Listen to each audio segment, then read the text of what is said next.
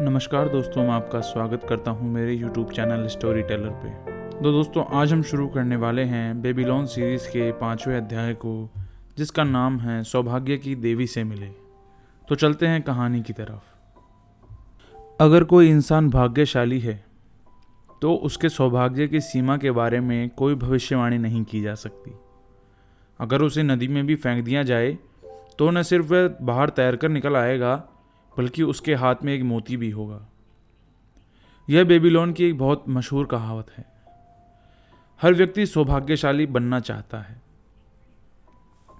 आज से 4 साल पहले प्राचीन बेबीलोन में भी मनुष्यों के मन में सौभाग्यशाली बनने की इच्छा उतनी ही प्रबल थी जितनी कि आज के मनुष्यों के मन में है। हम सब चाहते हैं कि सौभाग्य की चंचल देवी हम पर मेहरबान हो जाए। क्या कोई ऐसा तरीका है जिससे हम उस देवी को अपनी ओर आकर्षित कर सकें और उसके कृपा पात्र बन सके? क्या कोई ऐसा तरीका है जिससे न सिर्फ हम उस देवी का ध्यान खींच सके, बल्कि उसके वरदान भी पा सकें? क्या सौभाग्यशाली बनने का कोई तरीका है? प्राचीन बेबीलोन के व्यक्तियों के मन में भी यह सवाल उठा। उन्होंने पता लगाने का फैसला किया। वे चतुर और विचारशील थे। इसी वजह से उनका शहर अपने समय का सबसे समृद्ध और शक्तिशाली शहर बना। उस पुराने समय में स्कूल या कॉलेज नहीं थे। बहरहाल बेबीलोन में ज्ञान का एक केंद्र था, और वह सैद्धांतिक नहीं बल्कि बहुत व्यवहारिक था। बेबीलोन की ऊंची इमारतों में एक इमारत सम्राट के महल, हैंगिंग गार्डन्स और देवी देवताओं के मंदिरों जितनी महत्वपूर्ण थी। आपको इतिहास की पुस्तकों में इसका बहुत कम जिक्र मिलेगा। इस बात की बहुत संभावना है कि आपको इसका जिक्र मिलेगा ही नहीं। बहरहाल इस इमारत का उस युग के चिंतन पर बहुत प्रबल असर हुआ। यह इमारत ज्ञान का मंदिर थी, जहां स्वयं से ही शिक्षक ज्ञान प्रदान करते थे। यहाँ सार्वजनिक रुचि के विषयों पर खुले मंच पर विचार विमर्श होता था। इसकी दीवारों के भीतर सभी व्यक्ति बराबर होते थे। सबसे गरीब सेवक भी अपने तर्कों से शाही घराने के राजकुमार के विचारों को गलत साबित कर सकता था। ज्ञान के मंदिर में लोग नियमित रूप से जाते थे। इनमें से एक अर्काद नामक बुद्धिमान आदमी था, जिसे बेबीलोन का सबसे अमीर आदमी कहा जाता था। उसका अपना विशेष हॉल था, जहां लगभग हर शाम को बहुत से लोग रोचक विषयों पर चर्चा और बहस करने के लिए इकट्ठे होते थे। इन लोगों में कुछ वृद्ध और कुछ युवा भी थे, परंतु अधिकांश अधेड़ उम्र के थे। बेहतर होगा कि हम उनकी बातें सुनें, ताकि हम यह जान सकें कि क्या वे सौभाग्य या खुशकिस्मती को आकर्षित करने का तरीका जानते थे। जब अर्काद अपने मंच पर आया तो सूरज रेगिस्तानी धूल की धुंध के बीच आग की बड़ी लाल गेंद की तरह चमकते हुए अभी अभी डूबा था। 80 लोग उसके आने का इंतजार कर रहे थे और फर्श पर बिछे कालीनों पर बैठे हुए थे। बाकी लोग आते जा रहे थे। अर्काद ने पूछा, आज शाम को हम किस विषय पर चर्चा करेंगे? थोड़े संकोच के बाद कपड़े बुनने वाले एक लंबे व्यक्ति ने खड़े होकर कहा, मैं चाहता हूं कि एक खास विषय पर चर्चा हो, परंतु मैं इसे बताने से डरता हूं। अर्काद की कही यह आपको और मेरे मित्रों को मूर्खतापूर्ण न लगे। जब अर्काद और बाकी लोगों ने उससे यह विषय बताने का आग्रह किया तो उसने कहा, आज के दिन मैं खुशकिस्मत था, क्योंकि मुझे स्वर्ण मुद्राओं से भरा एक पर्स मिल गया। मेरी प्रबल इच्छा है कि मैं हमेशा खुशकिस्मत रहूं। मुझे लगता है कि हर व्यक्ति की यह इच्छा होगी, इसलिए मैं सुझाव देता हूं कि हम इस विषय पर बहस करें कि सौभाग्य या खुशकिस्मती को कैसे आकर्षित किया जाता है, ताकि हम खुशकिस्मत बनने के तरीके खोज सकें। अर्काद ने कहा, यह बहुत ही रोचक विषय है। इस पर हमें चर्चा करनी चाहिए। कुछ लोगों के लिए अच्छी किस्मत का मतलब संयोग या कोई अकस्मात घटना है, जो बिना किसी उद्देश्य या कारण के हो सकती है। बाकी लोगों को यह विश्वास होता है कि हमारी खुशकिस्मती हमारी सबसे उदार देवी की अप्रशस्त कृपा पर निर्भर है, जो उन लोगों को उदारता पूर्वक पुरस्कार देती है जो उसे खुश करते हैं।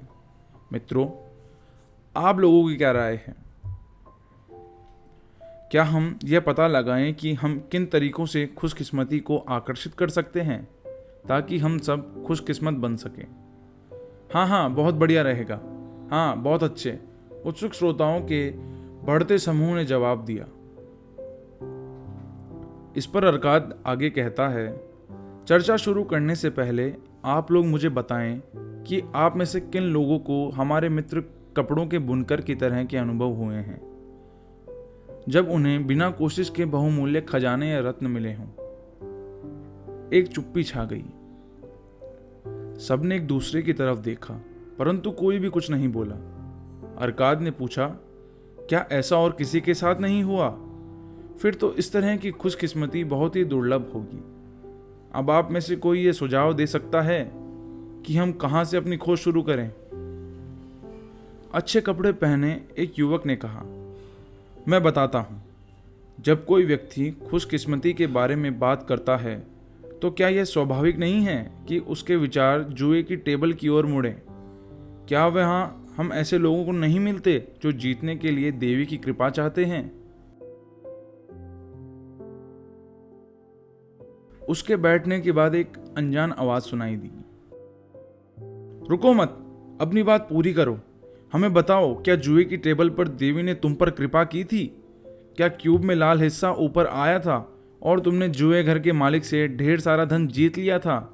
या फिर क्यूब का नीला हिस्सा ऊपर आया था जिससे जुए घर का मालिक तुम्हारा मेहनत से कमाया हुआ धन लेकर चला गया?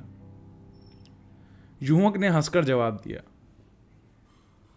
मुझे स्वीकार करने में कोई संकोच नहीं है कि सौभाग्य की देवी को तो शायद ये मालूम ही नहीं था कि मैं भी वहां पर था, परंतु आप में से बाकी लोगों के साथ तो ऐसा हुआ होगा। क्या आपने पाया है कि देवी ऐसी जगहों पर आपका इंतजार कर रही थी और क्यूब को फायदे के लिए पलट रही थी? हम ये सुनने और सीखने के लिए उत्सुक हैं। अरकाद ने कहा, बहुत ही समझदारीपूर्ण शुरुआत है। हम यहाँ पर हर प्रश्न के सभी पहलुओं पर विचार विमर्श करने के लिए इकट्ठे हुए हैं। जुए की टेबल को नज़रअंदाज करना अधिकांश लोगों की उस प्रबल भावना को नज़रअंदाज करना है जिसमें व्यक्ति कुछ चांदी के सिक्के दांव पर लगाने के बाद ढेर सारी स्वर्ण मुद्राएं जीतने की आशा करता है। एक अन्य श्रोता ने कहा, इससे मुझे कल की घुड़दौड़ याद आ गई। अगर सौभाग्य की देवी जुए घर में मिल सकती है तो निश्चित रूप से वह घुड़दौड़ में भी नजर आ सकती है, जहां सजे हुए रथ और तेज रफ्तार से चलने वाले घोड़े बहुत ज्यादा रोमांच प्रदान करते हैं।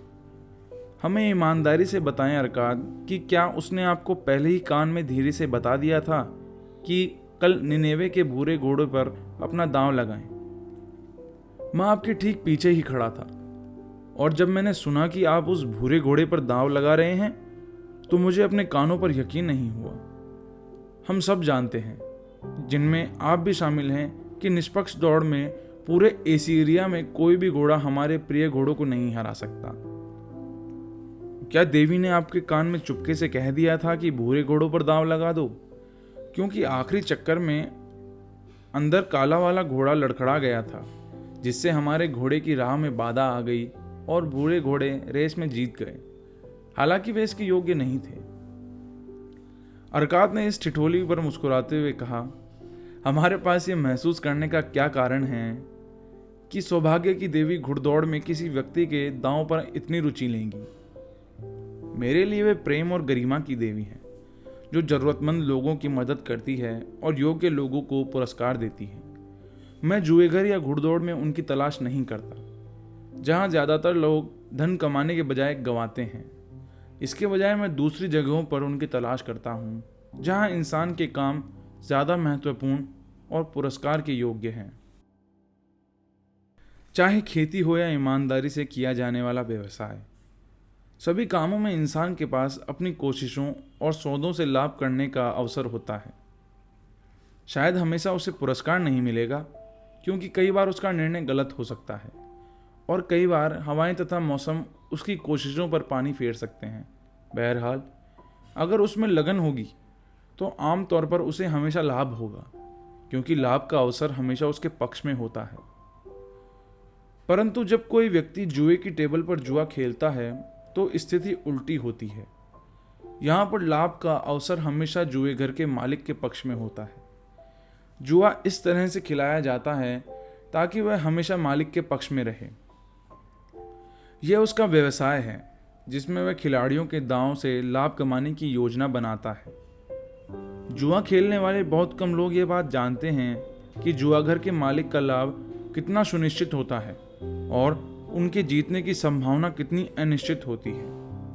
उदाहरण के लिए हम क्यूब पर लगाए गए दांवों के बारे में विचार करें। जब भी इसे फेंका जाता है तो हम इस पर दांव लगाते हैं कि कौन सा हिस्सा सबसे ऊपर आएगा। लाल हिस्सा आने पर जुएघर का मालिक हमें दांव पर लगे धन का 4 गुना देता है, परंतु अगर बाकी 5 हिस्सों में से कोई भी हिस्सा ऊपर आता है, हमने दांव पर जो पैसा लगाया था वह डूब जाएगा। इस तरह हर दांव में हारने की संभावनाएं 5 गुना है। एक रात में खेल में जुएघर का मालिक दांव पर लगाए गए पूरे धन का 5वां हिस्सा या 20% लाभ कमाने की उम्मीद कर सकता है।